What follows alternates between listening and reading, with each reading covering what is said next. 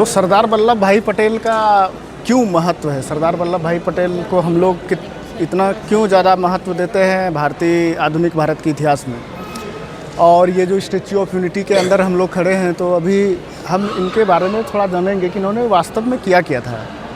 Basically आप you can see here the Pakistan, ये वाला जो लाइन है, ये वाला वहाँ पे आपको दिख रहा है, ये पूरा पोर्शन में, और यहाँ पे जो बंगाल का रीजन है इंक्लूडिंग असम एंड सारे ये 7 सिस्टर्स जो है, तो ये पूरा पाकिस्तान जब भारत जब इंडिपेंडेंट हो रहा था 15 अगस्त 1947 को, तो उस टाइम में जो लॉर्ड माउंटबेटन ने यहाँ पे लोगों के पास, इन राजाओं के पास जो विकल्प रखा कि either you can live in India, either you can live in Pakistan, और either you can be independent. Means कि या तो आप भारत में रह सकते हैं या तो आप पाकिस्तान में रह सकते हैं। पाकिस्तान 2 जगह था उस समय, पहले बांग्लादेश नहीं था, तो यहाँ पे और यहाँ पे, तो पाकिस्तान में रह सकते हैं या तो फिर आप स्वतंत्र रह सकते हैं।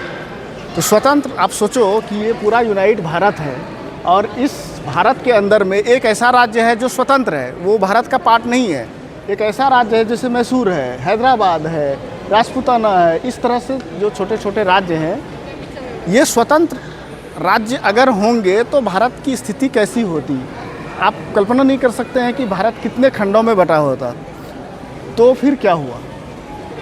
ये तो बहुत सारे राजा महाराजाओं को लगा कि हम भारत सरकार के अगर अधीन हो जाएंगे, भारत के मतलब भारतीय संविधान के अगर अधीन हो जाएंगे, तो फिर हमारा राज्य रहेगा नहीं, फिर हमारी वैल्यू उतनी नहीं रहेगी। तो इसलिए बहुत सारे राजा क्या हुए कि वो स्वतंत्र रह गए। उन्होंने भारत में भी मिलने से इनकार कर दिया, पाकिस्तान में भी मिलने से इनकार कर दिया, और वो खुद अपने राज्य का सोचे कि नहीं, अगर अंग्रेज़ जाएंगे छोड़ के तो हम अपने राज्य के भागीदार होंगे। तो फिर सरदार वल्लभ भाई पटेल के पास ये जिम्मा आया आखिर में कि कैसे भारत को एकीकृत किया जाए। सरदार वल्लभ भाई पटेल 550 से ऊपर, लगभग 500 550 से ऊपर के राज्य थे, और ये राजा लोगों का फ़ोटो आप देख सकते हैं यहाँ पे। ये महाराजा लोग थे, आप देख सकते हैं कि ये महाराजा लोग थे। उस समय के जो राजा लोग थे, जो कि चाहते थे कि ना हम भारत के हिस्सा हों, ना हम पाकिस्तान के हिस्सा हों, हम स्वतंत्र राज्य हों, हम स्वतंत्र राज्य के मालिक हों। तो ये राजा लोगों से, मतलब इनके साथ सरदार वल्लभ भाई पटेल ने साम दाम दंड भेद इन चारों नीति को अपनाया। मतलब उनके पास आप सोचो कि एक गाजर और एक लाठी लेकर जाते थे, ऐसा विकास दिव्यकीर्ति सर बोलते हैं। मीन्स कि आपको अगर गाजर पसंद है तो गाजर खाओ और फिर हमारी बात मान लो, अगर गाजर पसंद नहीं है तो फिर लाठी खाओ और हमारी बात मान लो, लेकिन बात आपको मानना ही पड़ेगा। तो इस प्रकार से करके उन्होंने क्या किया कि लगभग 550 से जो ऊपर राज्य थे, इन राजाओं को मना लिया, इन लोगों को प्रलोभन दिया, इन लोगों को बहुत सारी ज़मीन दी, पैसा दिया, भारत सरकार के अधीन में बड़े बड़े सेवाओं पर इनको नौकरी दी, इनके वंशजों को बहुत सारी रियायत दी, और इस प्रकार से इन्होंने लगभग 550 राज्यों को एकीकृत कर लिया। लास्ट में 3 राज्य बच गए थे, जो कि कश्मीर, आप देख सकते हैं यहाँ पे कश्मीर, जूनागढ़ और हैदराबाद। तो ये पोर्शन हैदराबाद का है, वो पोर्शन जूनागढ़ का है, और वहाँ ऊपर पे जम्मू और कश्मीर।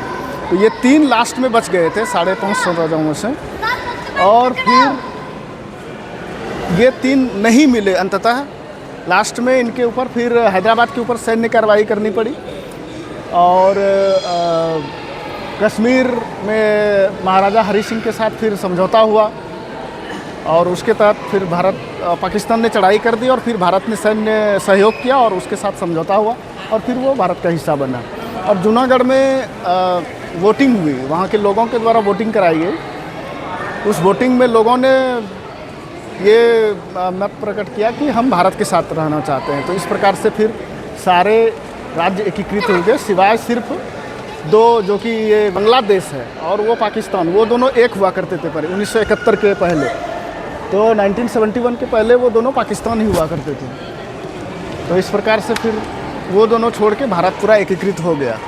इसलिए हम अभी स्टैच्यू ऑफ यूनिटी के अंदर हैं, और स्टैच्यू ऑफ यूनिटी में ये सारी गैलरी यहाँ पे आप देख सकते हैं। तो सरदार वल्लभ भाई पटेल का बहुत ही महत्व है भारतीय आधुनिक इतिहास में।